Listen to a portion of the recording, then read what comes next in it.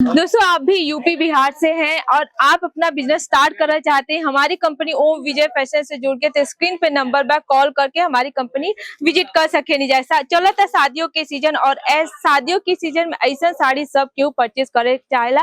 Red colour की साड़ी कहे से दुल्हन जो रहे ली ना, रेड कलर की ही साड़ी ज्यादातर वो पहने ली। आप सबन की हम आप दिखाए वाले पूरा ब्राइडल कॉन्सेप्ट के साड़ी, जेके अगर लाइट कलर पसंद बा तो लाइट कलर में खरीदी कर सकेला, डार्क वाला पसंद बा तो डार्क वाला कर सकेला।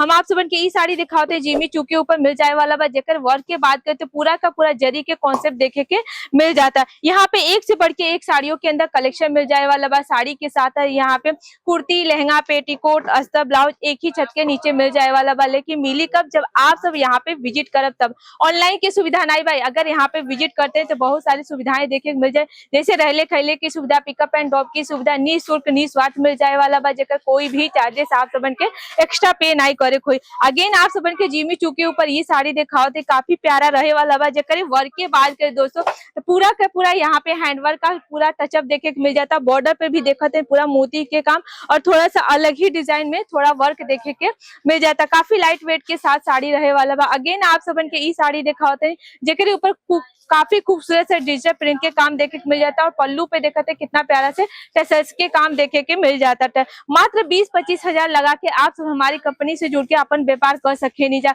ऑनलाइन की सुविधा नहीं बा दोस्तों। अगेन आप सबन के सिमर फैब्रिक में ई साड़ी दिखाओ दे, काफी खूबसूरत जाल पैटर्न के ऊपर मिल जाए वाला बा, जेके ऊपर कॉपर जरी के वर्क देखे के मिल जाता है। और बॉर्डर पे कितना प्यारा से सिरोस्की के और कटवर्क बॉर्डर भी देखे के मिल जाता। कुछ ऐसा फैंसी साड़ी ढूंढते हैं तो भी आप सबन की ओम विजय फैशन में मिल जाए वाला बेटा। दोस्तों प्रिंटेड साड़ी मात्र 60 रुपए से स्टार्टिंग रेट से मिल जाए वाला बा, लेकिन वर्क वाली साड़ी 150 रुपए से स्टार्टिंग रेट से आप सबन के मिल जाए वाला बा। फेरी वाला कपड़ा चाहिए या शोरूम वाला चाहिए, दुकान वाला चाहिए, तो हर टाइप के आप सबन के यहाँ पे साड़ियों के कलेक्शन मिल जाए वाला बेटा। दोस्तों अगेन आप सबन के रेड कलर के साड़ी दिखाते, काफी खूबसूरत इहो रहे वाला बेटा। अगर आप सबन के अलग अलग डिजाइन में, अलग अलग कलर में साड़ियों के कलेक्शन में चाहे तो भी आप सबन के मिल जाए वाला बटा। बनारसी सिल्क के ये साड़ी दिखाते, काफी खूबसूरत इहो रहे वाला बा, जेकर पल्लू देखते कितना रिच पल्लू मिल जाए वाला बा। और पल्लू पे देखते कितना प्यारा सा टसल्स के भी काम देखे के मिल जाता है। अगर फिगर वर्क वाली साड़ी ढूंढल चाहता नहीं आप सबन के नहीं मिलता तो ओम विजय फैशन में ए टाइप के फिगर वर्क वाली भी साड़ी